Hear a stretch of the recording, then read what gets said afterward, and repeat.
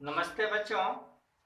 हिंदी में आज हम लोग जो पाठ को पढ़ेंगे उस पाठ का शीर्षक है नैनीताल की सैर। यह जो है पत्रनुमा एक पाठ है, जिस पत्र को एक बहन जिसका नाम है नेहा, वह अपने भाई के पास लिख रही है। उसके भाई का नाम है संजय। तो इस पाठ में वह नैनीताल का वर्णन कर रही है।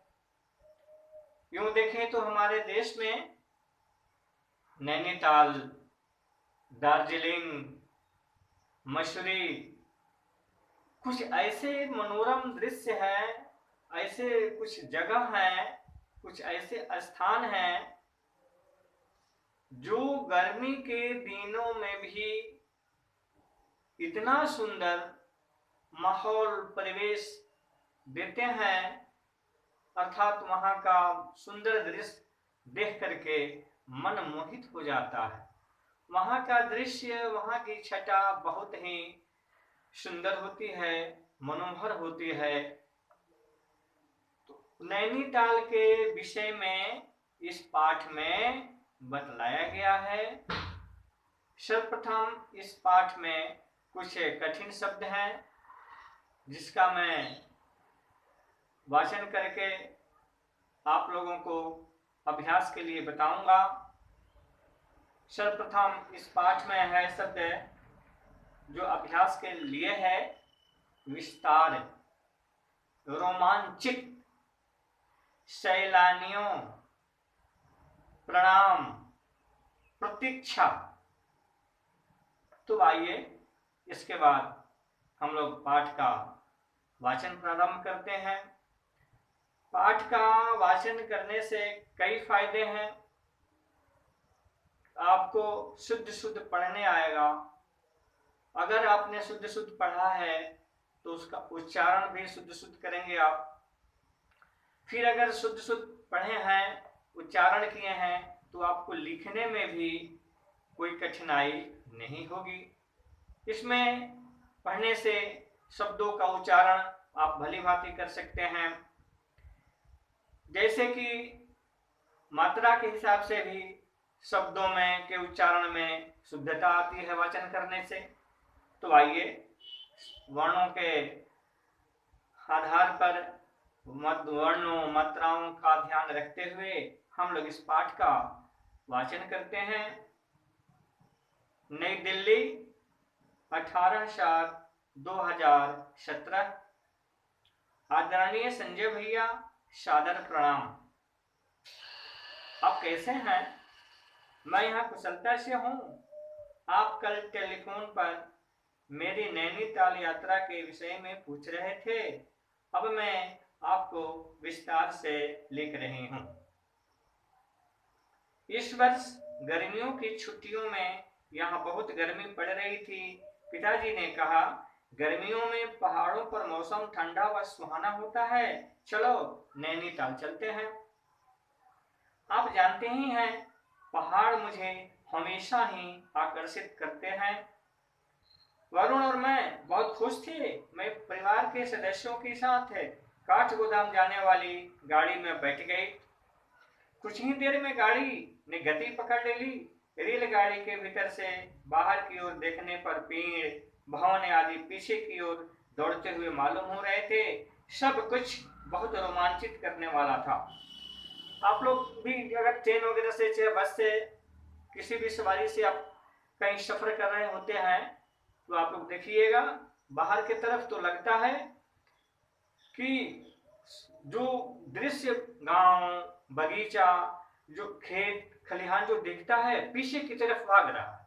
क्योंकि गाड़ी आगे जाती है तो दिखने वाला और जो साइड में जो दृश्य होता है वह पीछे की तरफ भाग रहा है, ऐसा लगता है।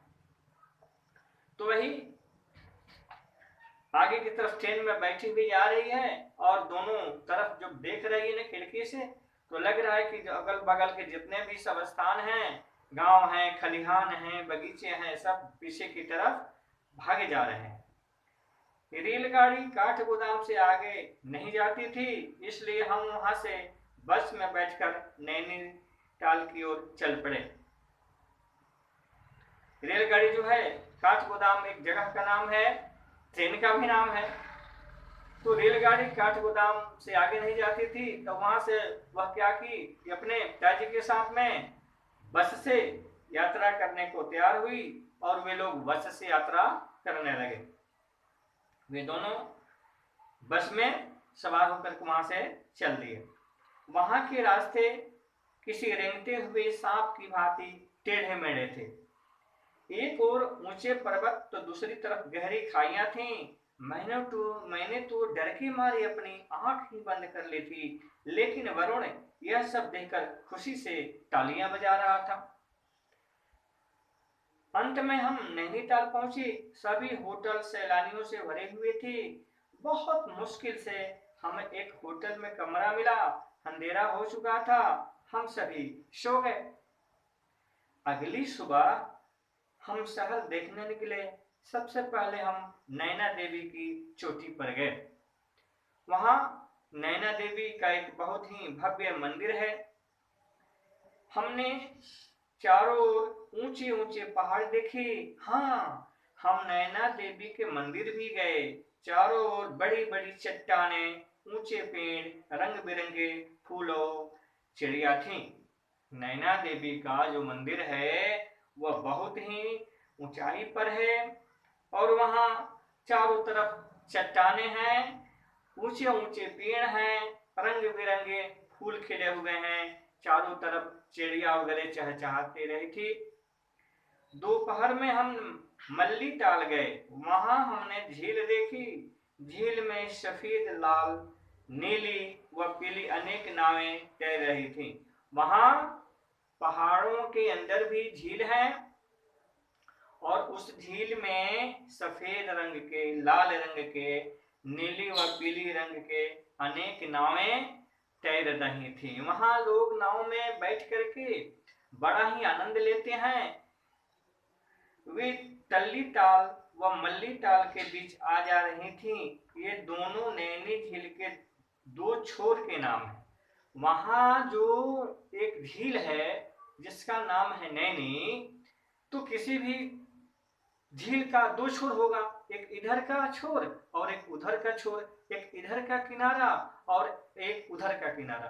तो वही एक किनारे का नाम तल्ली ताल था और दूसरे किनारे का नाम मल्ली ताल है। पिताजी, मैं और वरुण नाव से तल्ली ताल गए। दूसरे तरफ दूसरे छोर पर वे लोग नाव से गए।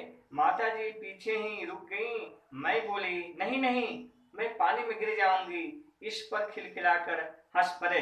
इस पर सभी लोग खिलखिला करके हंस पड़े और वह जो नेहा थी डर करके पिताजी के साथ और वरुण के साथ उस तल्ली ताल उधर नहीं गई। फिर हमने माल रोड पर कुछ खरीदारी की।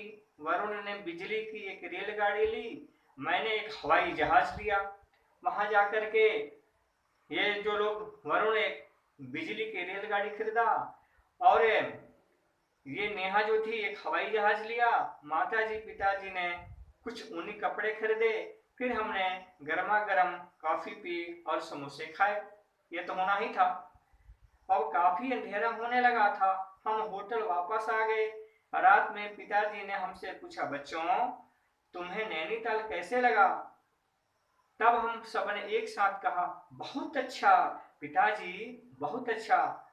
सच संजय भैया, नैनीताल बहुत सुंदर स्थान है। जब भी अवसर मिले आप भी यहाँ की सैर अवश्य करना। अब पत्र बंद करती हूँ। ताऊ जी व ताई जी को मेरा प्रणाम कहना। पत्र की प्रतीक्षा में आपकी छोटी बहन नेहा। तो बच्चों, आपने देखा कि इस पाठ में नैनीताल के विषय में बहुत ही अच्छे ढंग से पत्र के माध्यम से बतलाया गया है। जैसा कि मैं इस पाठ के शुरुआत करने के प्रारंभ में ही बताया, नैनीताल, दार्जिलिंग, मसूरी कुछ ऐसे भारत में स्थान हैं जो बहुत ही अच्छे हैं, वहां जाने के बाद पुनः घर लौटने का मन नहीं करता। वहां बहुत सुंदर दृश्य देखने को मिलते हैं।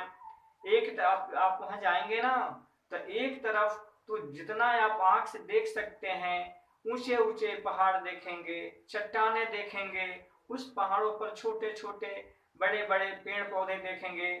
तो ठीक उसके विपरीत दूसरी आंखों से जितना देख सकते हैं उतना खाई देख पाएंगे आप। वहाँ मौसम बहुत ही अच्छा होता है, हमेशा रमणीक मौसम बना रहता है। वहाँ कभी तेज धूप नहीं उगती। वहाँ का मौसम बहुत ही ऐसा लगता है कि वहाँ हमेशा वसंत ऋतु ही वसंत ऋतु है। चारों तरफ लोग हंसी खुशी से रहते हैं। घटा बादल तो लगता है कि बिल्कुल पास में है। जब आप ऊंचाई पर बेटे चढ़ जाओगे ना, तो लगता है कि बादल जो है बिल्कुल पास पास वायुमंडल में इधर उधर से इधर से उधर उधर से उधर आते जाते रहता है, उड़ते रहता है। तो वहां का दृश्य जो है बहुत ही मनोरम होता है। आप लोगों को भी अगर सुविधा हो, आपके पिताजी, चाचा जी या भैया या कोई सगे संबंधी अगर ऐसे जगह पर रहते हो, तो आपको भी निश्चित रूप से वहां जाना चाहिए, वहां का आनंद उठाना चाहिए।